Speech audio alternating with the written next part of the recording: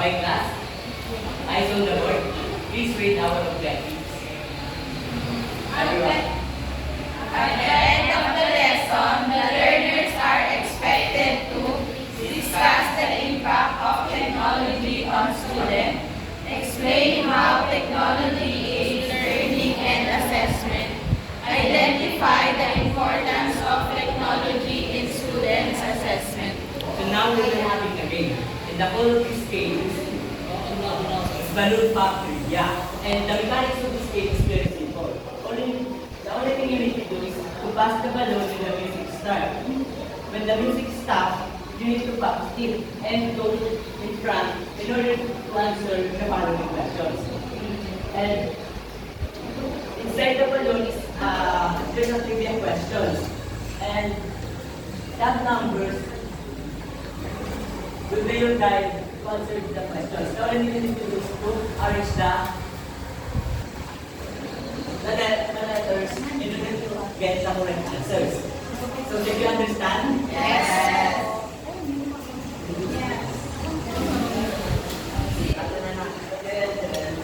Happy birthday na lang. Happy birthday to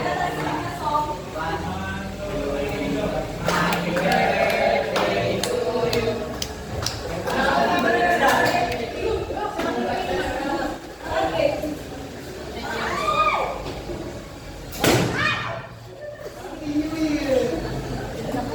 So, ready to run?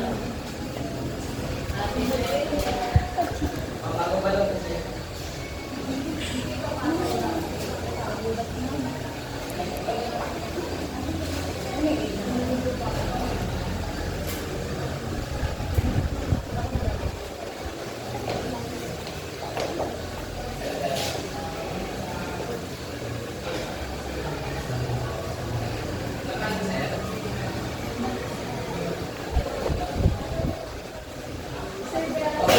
Okay, thank you very much. We love it to see.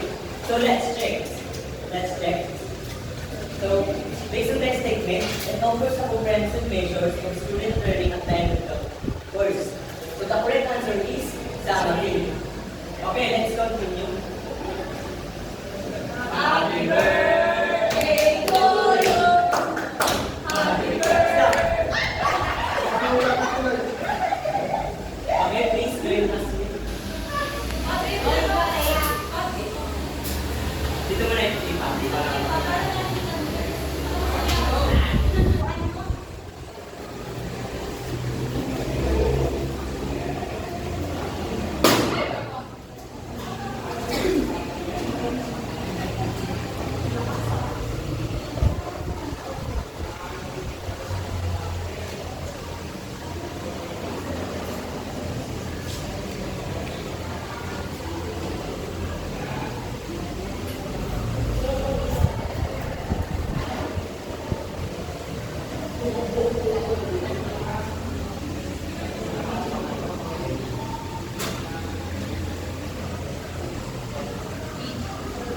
Okay. So the correct answer is self-assessment. So please receive your tips. Okay, let's continue. Happy birthday. Stop.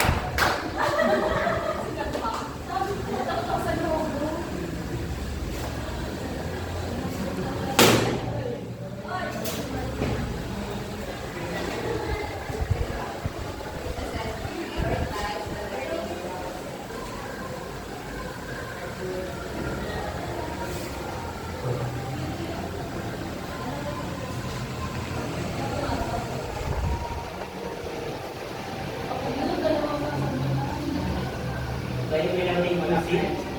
So this assessment prioritize the learning progress. So the correct answer is formative. Okay, please stop your hand. Okay, let's continue. Happy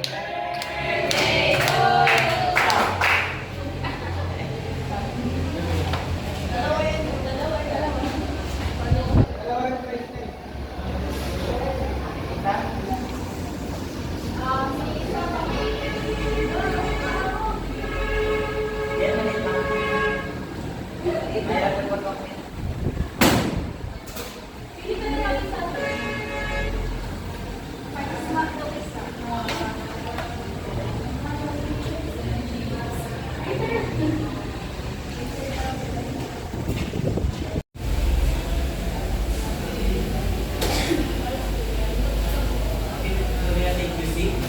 rating. So it has a role to play a role in assessment. The right answer is technology. So this is where our games end.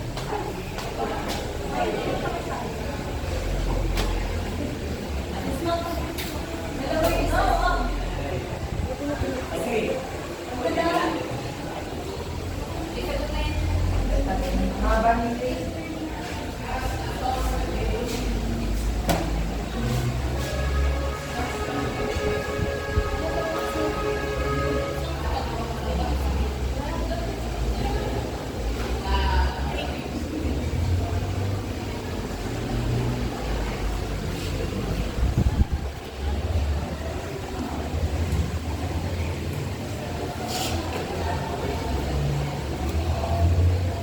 Okay? The answer is correct. Thank you very much. So this is where our games end. Does did you enjoy the game? Yes! I hope you not only enjoy yourself, but also gain some learnings and ideas. Because it's all related to our new topic. And our topic for today is all about student assessment. So student assessment is essential for effective learning. It allows instructions to measure learning success by collecting student performance, learning content, enabling them to improve their method. So, yung student assessment is mahalaga po siya sa pagtuturo. Kasi sa pamamaraan ito, sa pamamagitan nito ay nalalaman ng turo kung paano sila epektibo o epektibo ang kanilang pagtuturo. So, para nila malalaman na epektibo yung kanilang pagtuturo sa pamamagitan ng pagsusuri kung gaano kung naaabot ng student yung kanilang learning objectives. And dagdag ko dito, ang upward design approach emphasize planning assessment to ensure alignment with learning goals and provide evidence of meaningful learnings. Assessment also promotes critical reflections of teaching practices, leading to more informed and effective instruction. Summative assessment. So here, forms and purposes of student assessment. So we have two forms of student assessment.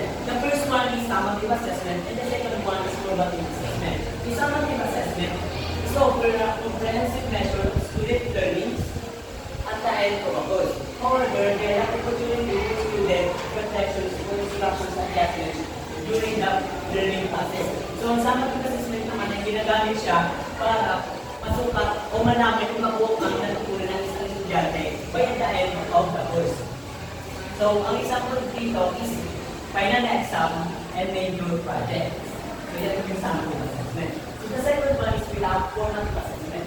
Formative assessment prioritizes the learning process using feedback and discussion to help the student understand their progress and improve their strategies.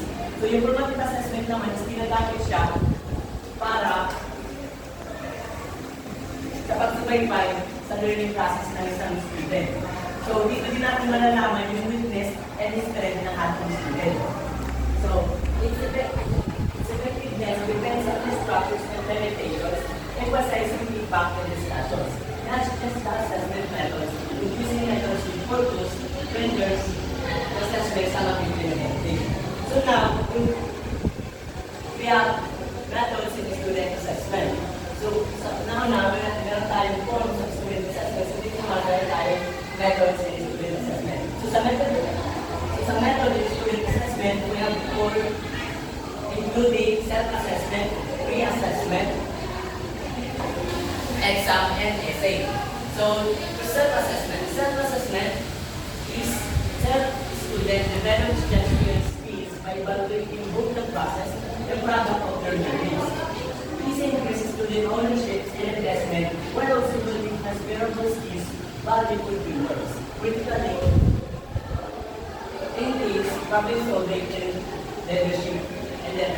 So sa self-assessment naman is dito nagkakaroon ng pagkakataon yung student para malaman nila yung kanilang kakayanan para mas nila yung kanilang kakayanan. And dito nagkakaroon din sila ng pagkakataon para i-improve pa nila yung kanilang pag-aaral. So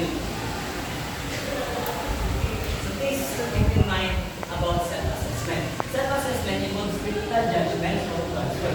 Sinasabi lang dito na self-assessment is differential self-grading. Kasi yung self-assessment is meron dito mas malalim na proseso. While sa self-grading, simple pagbamanta lamang ako sa grade ng students. So number 2 is student may initially resist self-assessment due to insecurity or lack of interest in their ability to objectively evaluate their work. However, student shows that when new criteria and expectations are divided, students' assessment often align close to being structures assessment. So dito naman, yung mga student tapos nawawalan sila ng lakas ng loob when it comes kapag nagkakaroon sila ng self-assessment kapag pinitest nila yung sarili nila. No? Kumbaga nababawas yung kanilang confidence. So sa number 3 is the methods used for self-assessment are based and dependent on the factors, preference. Common approaches include portfolios, reflections, strategies, student interviews, learners, diaries, and dialogues. So yan, lamang ang thank you.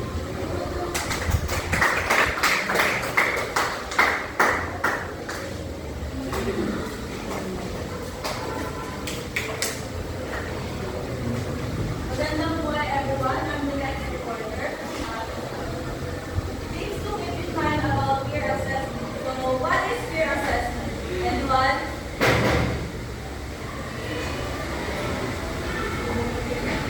Yes, ma'am. And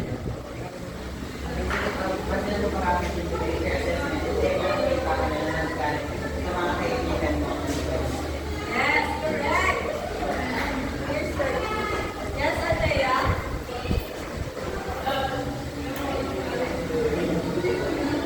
Okay.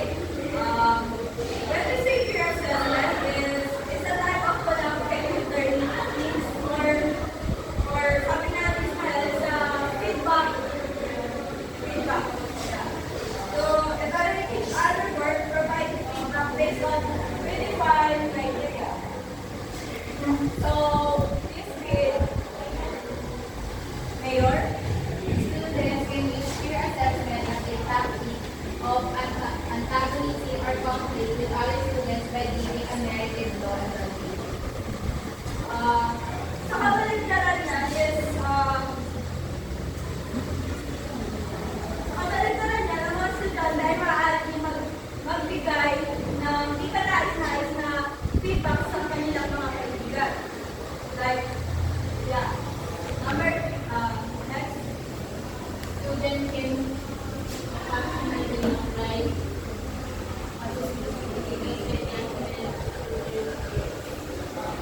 Example na is yung mga estudyante na may ingay or madaldal is sila pa yung sila pa yung pwede makatanggap na marka or grades na mataas kasi sa mga tahimik or mayayat. The next one is yes.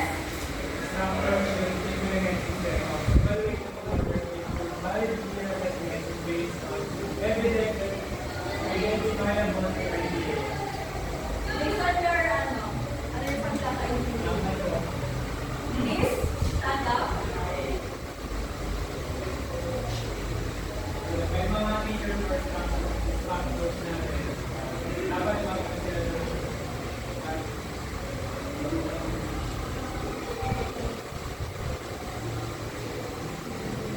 Yes, correct. Mr. Gibbs. Next is things to keep in mind about assessment. When we say essay, what comes on our mind? Yes? Anyone? Essay.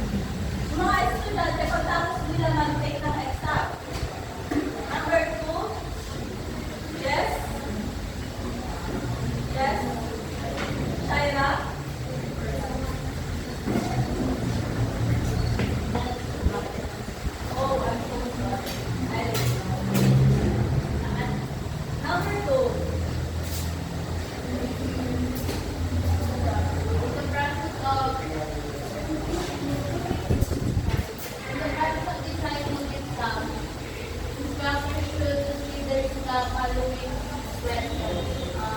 The following question is, ano yung natutunan ng bata bago siya mag-take ng exam? And may sapat ba silang na kaalaman bago mag-take ng exam? And ano yung skill at abilities na kailangan gawin ng mga estudyante?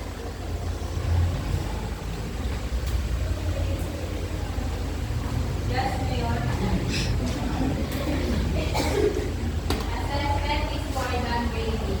Instructors often confuse assessment with grading, but assessment is more than just grading. It links student performance with specific learning objectives, providing valuable information for instructors and students. Additional grading lacks detailed information, indicating the link between performance and improvement. Instructors should recognize grading is an aspect of student assessment background. In your own, what is your Sabi dito na yung assessment is more than an Ibig sabihin, hindi lang tayo nalubis sa assessment kung bakit tayo nag-grade. Kung baga dito kasi assessment, hindi natin nalalaman kung natututo kayo sa student natin sa mga pinatulungan natin. nagkakaroon din sila din ng connection yung student and teacher dahil sa mga information na meron sila. The next one is technology and assessment. Yes, Ismael. Technology and assessment. Technology plays a crucial role in modern assessment, offering tools for immediate data collection, analysis, and feedback. It must be both formative assessment, summative assessment, and promoting personalized learning experiences. Basta may assessment sa ating yung technology kasi, yung technology kasi, malaking part siya sa paggawa ng, malaking contribution niya sa ating mga teachers talaga sa paggawa siya ng mga ways ng mga bata. For example na lang, ginagamit natin yung Excel or Microsoft Excel at iba pang mga tools para i-analyze at i-formulate yung mga grades ng mga bata. Yes. Nasaan ang pa? So, today teacher will use strategies for monitoring student progress, making records and communicating values. Okay. Other hand, yes?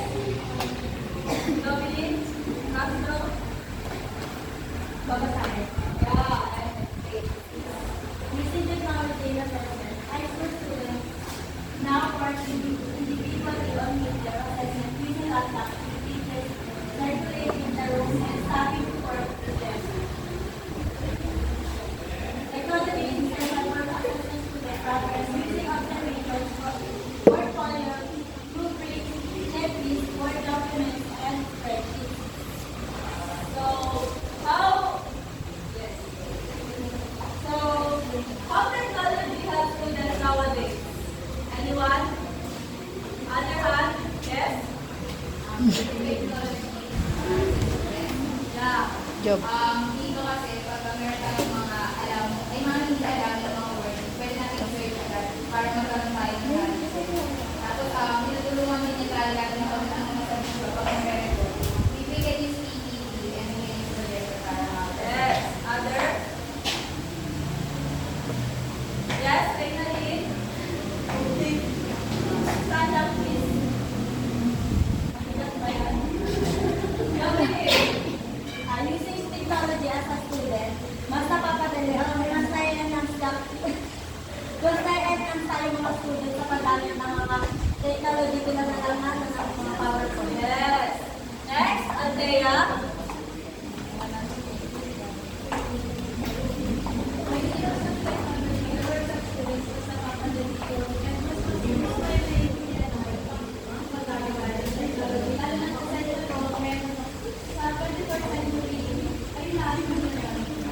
Yes, Ate Faith, para may discuss ko dyan. Natay na ako naman ako. Ate Faith, how technology helps students nowadays? ma-engage sila using technology. Yes, correct. All of your answer is correct. Next, maintaining records.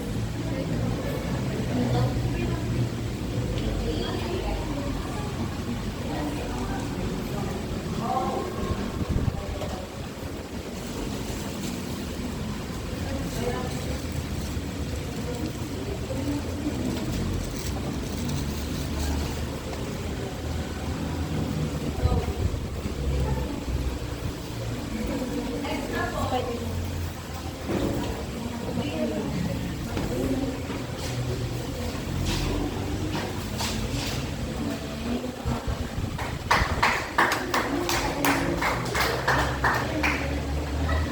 Today, everyone, I'm the next discussion about technology and assessment. Do you have an idea what is technology and assessment? Yes, Mayor. Technology, ito yung kapadala mo ng projector, laptop, and pag sinabi yung mga assessment, ito naman yung pag-tutuloy natin yung students pa natin sa ceremony. Alis na.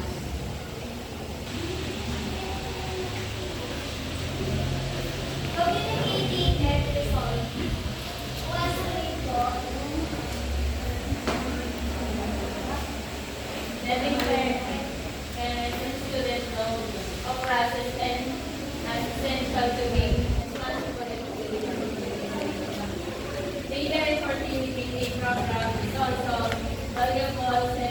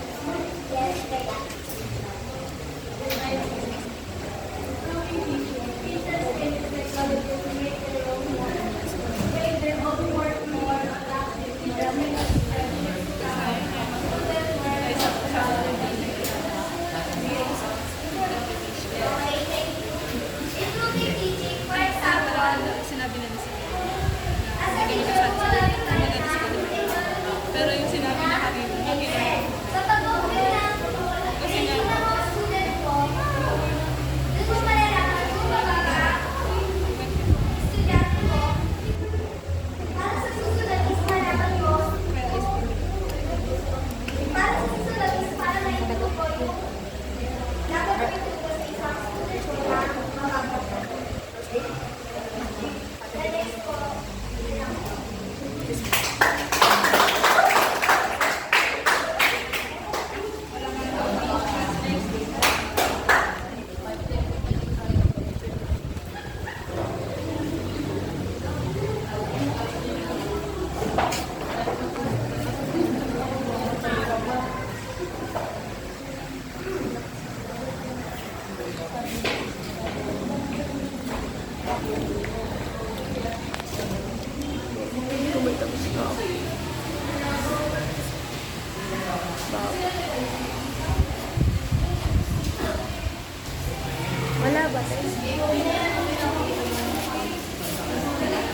So, good afternoon everyone. My name is Angel Nicolado and my topic is all about using technology in classroom evaluation. So,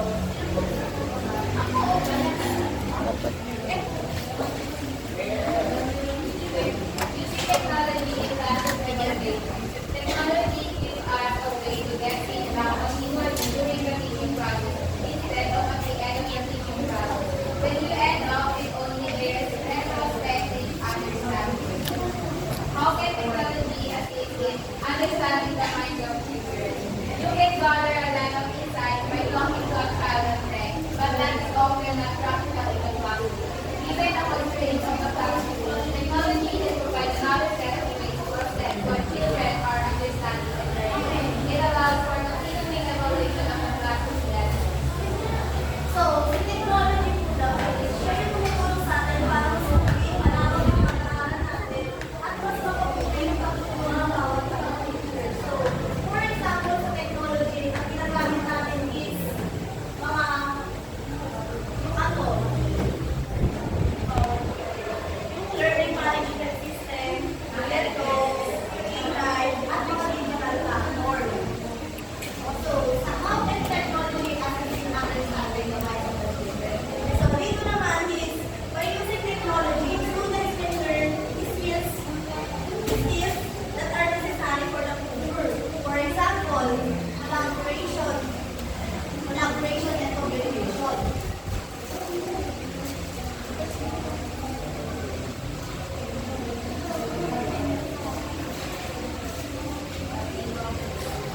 Teamwork, diba? Continuous feedback. In many cases, students generate a way of thinking that is very different from the traditional approach. So, continuous feedback naman po daw is mas nagiging effective siya. Kaya naman, mas madali ang pagtuturo ng bawat teacher. At mas nagiging active yung mga estudyante kapag ginagamit ito ng mga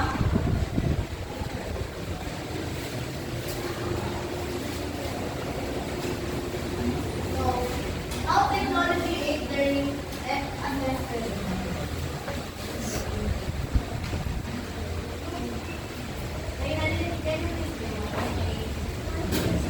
How technology aids learning and assessment. Technology is gathering new set of tools which are useful on innovative quality to the learning experience. Technology can be used for assessment in many different ways, such as tracking student progress over time. So, for example, yung LMS natin, yung mga sinasagutan natin through online, pag ginagamit natin sila, mas napapadali yung pag-aaral natin at mas yung technology siya yung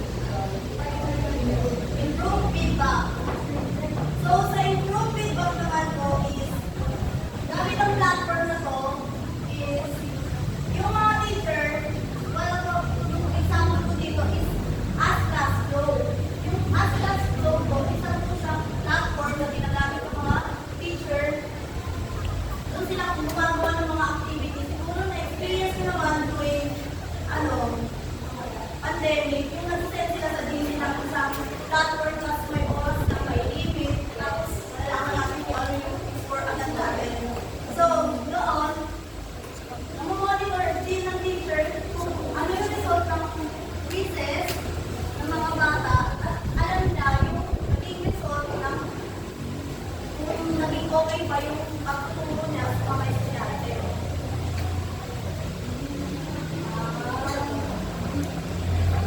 Recognize and cater for differences. Sinasabi naman dito na yung mga estudyante daw ay may pagkakaiba-iba pag-aaral. So, yung mga teacher dati na ang ginagawa nila is nagbibigay sila ng mga assessment at nakapin sila. So, dahil sa technology, mas pinadali na. So, gumagamit na lang tayo ng mga digital platforms. At dahil sa technology, mas pinasimple na lang yung gawain ng mga teachers at mga students.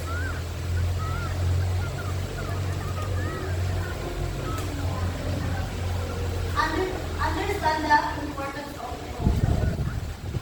So, sabi dito, malaki ang